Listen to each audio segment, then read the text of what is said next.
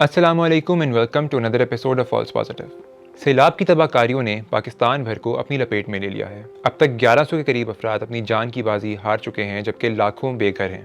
तकरीबन 8 लाख के करीब लाइफ स्टॉक बह गया है और अगर मुल्कगीर तौर पर देखा जाए तो अरबों रुपए का ज़रई और माली नुकसान हो चुका है।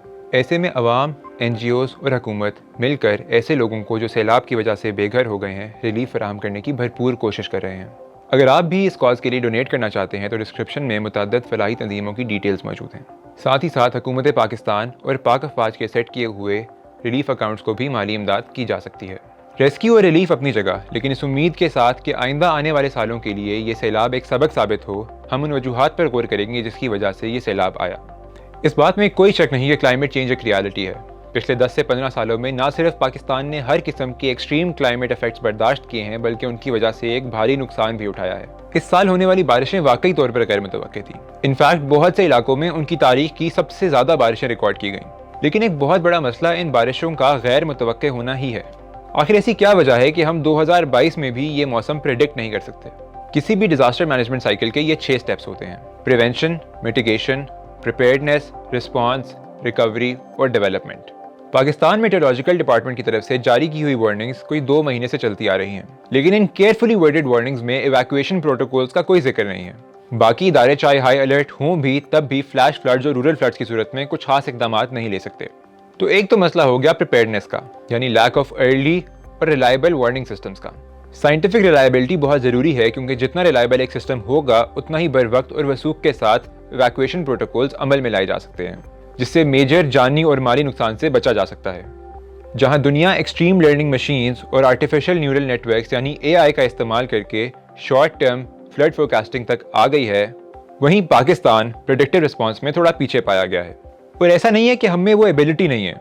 रावलपिंडी और इस्लामाबाद में 2013 और 15 की अर्बन फ्लडिंग के बाद लई नाला फ्लड फोरकास्टिंग सिस्टम मुतारिफ कराया गया, और ये सिस्टम वाकई में काम करता है, क्योंकि उसके बाद इन इलाकों में ज़्यादा बारिश होने के बावजूद भी उस लेवल की अर्बन फ्लडिंग देखने में नहीं आई। तो बस ज़रूरत इस बात की है कि उसी तरह की अहमियत गरीब इलाकों के लोगों की ज़िंदगियों पर भी प्लेस की जा सके। एक और मसला है ब्यूरोक्रेटिक रेड टेप का। किसी भी कुदरती हादसे को इफेक्टिवली रिस्पॉन्ड करने के लिए उसके ऊपर रिस्पॉन्स का क्विक होना बहुत ज़रूरी है, पर हमारा ब्यूरोक्रेटिक सिस्टम किसी भी काम को क्विकली करने की इनहेरेंटली इजाज़त ही नहीं देता। फिर चाहे वो वार्निंग प्रोटोकॉल्स हों, इवैक्यूएशन हो, रेस्क्यू हो, रिलीफ हो या रीडेवलपमेंट। रिस्पॉन्स में एक और मसला है लैक ऑफ अवेयरनेस और प्रायोरिटीज़ का। उन इलाकों में जिनमें पिछले कुछ सालों से मुसलसल सैलाब आ रहा है, वहाँ के लोगों के लिए पब्लिक अवेयरनेस कैंपेन्स करना बहुत ज़रूरी है, ताकि उन लोगों को पता हो कि फ्लड वार्निंग्स को किस तरह रिस्पॉन्ड करना है। और साथ ही साथ फ्लड वार्निंग्स को डायरेक्टली और बर वक्त लोगों तक पहुँचाना भी बहुत ज़रूरी है। लेकिन ऐसे केस में क्या किया जाए जब फ्लड आ गया है, जैसे अभी? वहाँ पे एक दफ़ा फिर आती है रिस्पॉन्स की बात। रिस्पॉन्स के मामले में पाकिस्तान के लोगों ने हमेशा फरागदिली दिखाई है। अपनी मदद आपके तहत अफवाज की मदद तलब करके या गैर मुल्की एड के जरिए किसी न किसी तरह हर दफ़ा रिलीफ और रेस्क्यू का अमल बखूबी अंजाम दे देते हैं, लेकिन तब तक पानी सर पर से गुजर चुका होता है। ऐसी रिएक्टिव अप्रोच से मुल्क को हमेशा ज़्यादा माली नुकसान भी उठाना पड़ता है। रिकवरी भी जैसे तैसे करके हो जाती है और आवाम कुछ अरसे बाद अपने इलाकों को वापस लौट जाती है, जहाँ वो नए सिरे से फसलें उगाती है, सेटलमेंट्स बनाती है, जो अगले साल फिर सैलाब से तबाह हो जाती हैं। और आखिर में हमारा सबसे बड़ा मसला जो है डेवलपमेंट और मिटिगेशन का। साल 2009 से पाकिस्तान अब तक हर साल मुसलसल मॉनसून फ्लड्स देखता है, कभी अर्बन, कभी रूरल, कभी छोटे स्केल पर, कभी बड़े स्केल पर। सैलाब आता है, तबाही मचाता है और चला जाता है। हम लोगों को रिलीफ फंड्स देते हैं, उनको बहाल करते हैं और अगले साल सैलाब में दोबारा यही स्टेप्स दोहराते हैं। आखिर ऐसी क्या वजह है कि हम कोई कलेक्टिव ग्रैंड प्लान नहीं बना सके अपने मुल्क की नकासी आप को बेहतर करने के लिए? इसके अंदर भी एक लिस्ट ऑफ फैक्टर्स है जो ऐसा होने से रोकती है। फंड्स की कमी से लेकर डेवलपमेंट की पोलिटिसाइजेशन तक, डेवलपमेंट में करप्शन से लेकर मिटिगेशन स्ट्रैटेजीज पर अमल ना होने तक, पाकिस्तान इन स्टेप्स पर मुकम्मल तौर पर अमल करने से कासिर रहा है। साथ ही साथ मीडिया अटेंशन और पॉलिटिकल प्रायोरिटीज इस स्टेप तक आने तक वैसे ही ऊपर नीचे हो जाती हैं। इन स्टेप्स को बेहतर करने के लिए सब पॉलिटिकल पार्टीज को पहले तो इस पर एक पेज पर आना पड़ेगा, ताकि कोई एक 5 या 10 साल मंसूबा बनाया जा सके जिसको दूसरी आने वाली हुकूमत अपनी पॉलिटिकल पॉइंट स्कोरिंग के लिए सैबोटाज ना करे। दूसरा, फंड्स की करप्शन फ्री फराहमी और डेवलपमेंट की क्वालिटी को यकीनी बनाना भी बहुत ज़रूरी है। तीसरा, वाटर रिसोर्स मैनेजमेंट। पाकिस्तान में वाटर रिसोर्स मैनेजमेंट के अराउंड जितना भी डिबेट है वो सारा डैम बनाने के गिर्द रिवॉल्व करता है। वक्त आ गया है कि हम अपने दरियाओं में इंटीग्रेटेड रिसोर्स मैनेजमेंट के मेथड्स जैसे कि ब्रांचिंग, रीराउटिंग और वाटर रिसोर्स एलोकेशन के मेथड्स इंट्रोड्यूस करवाएं। ये ना सिर्फ उन इलाकों की बेहतरी की तरफ एक खुशाइंद अमल होगा जहां पानी की कमी पाई जाती है, बल्कि सैलाबी रेलों को रोकने में भी मदद करेगा। साथ ही साथ लैंड रिफॉर्म्स और पोस्ट फ्लड लैंड एलोकेशन एक ऐसी डिबेट है जो पाकिस्तान में लॉन्ग ओवरड्यू है। रिलीफ वर्क के बाद ये इंश्योर करना कि अफेक्टीज को जो ज़मीन वापस एलोकेट की जाए वो डिफरेंट और सैलाब के मुकाबले में ज़्यादा रेजिलियंट है, ज़्यादा कॉस्ट इफेक्टिव है, बजाय इसके कि अगले साल उसी पुरानी ज़मीन पर एग्रीकल्चर लॉसेस और रिलीफ कॉस्ट इनकर की जाए। लेकिन इसके ना होने की वजह शायद ये है कि इससे पाकिस्तान की एग्रीकल्चरल रूट्स में मौजूद वडेरा शाही निज़ाम को शदीद नुकसान पहुंचेगा। हाँ, बड़े अर्बन सिटीज़ जैसे कि कराची में अब ये अमल नागुज़ीर हो चुका है।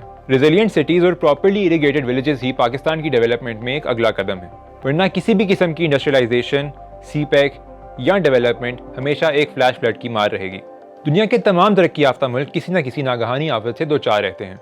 जापान, मलेशिया, अमेरिका और ताइवान की मिसालें हमारे सामने हैं, जिन्होंने प्रोएक्टिव पॉलिसी मेकिंग से अपने मुल्क की नेचुरल डिजास्टर प्रॉब्लम्स को इस हद तक मिनिमाइज कर लिया है कि वो उनकी इकोनॉमिक डेवलपमेंट में अब कोई रुकावट नहीं बनते। क्लाइमेट चेंज को रोकना मुकम्मल तौर पर हमारे हाथ में नहीं है, क्योंकि पाकिस्तान इसमें कंट्रीब्यूट करने वाला अकेला मुल्क नहीं है। इनफैक्ट इसको फैलाने वाले मुल्कों में भी पाकिस्तान ज़्यादा आगे नहीं है, लेकिन हम उन चंद मुल्कों में से हैं जो इसके तमाम तर नुकसानात को पूरी तरह फेस कर रहे हैं। तो इसका क्या हल है कि हम इसको नागहानी मानकर हाथ पर हाथ रख के बैठ जाएं, दूसरे मुल्कों को गालियां दें, इस तरह की बातें करें? मतलब गैप ही नहीं आता। मॉनसून रेले के बाद ही रीबिल्डिंग होती है, यहाँ गैप नहीं आ रहा कि जब बारिश आता है तो पानी आता है, तब ज्यादा बारिश आता है तो ज्यादा पानी आता है। एक डिस्क्लेमर देते चलें कि ऊपर बताई गई तमाम बातें बहुत ज़रूरी हैं, लेकिन पाकिस्तान जो पिछले 30 साल से IMF के दरवाजे पर खड़ा है और आज भी उसका सबसे बड़ा मसला उसका इकोनॉमिक क्राइसिस है, उसके लिए ये सब करने के लिए भी पैसे दरकार हैं। Research and development, communications, campaigns, development and redevelopment, ये सब पैसों से होता है। और दूसरा, इस दफ़ा होने वाली बारिशें वाकई एक अनप्रेसिडेंटेड अमाउंट में हुई हैं। ये सब बताने का मकसद ये है कि पाकिस्तान अपने इंफ्रास्ट्रक्चर को एक अनप्रेसिडेंटेड अमाउंट ऑफ बारिशों के लिए तैयार कर ले। गो के चंदा एक लॉन्ग टर्म सोल्यूशन नहीं है, लेकिन मेरी फिर भी पाकिस्तान के तमाम तर लोगों से अपील है कि वो इस मुश्किल वक्त में ना सिर्फ अपने साथी पाकिस्तानियों की बल्कि अपने मुल्क की भी इमदाद करें। अपनी राय से हमें कमेंट्स में ज़रूर आगाह कीजिएगा। अल्लाह हाफ़िज़।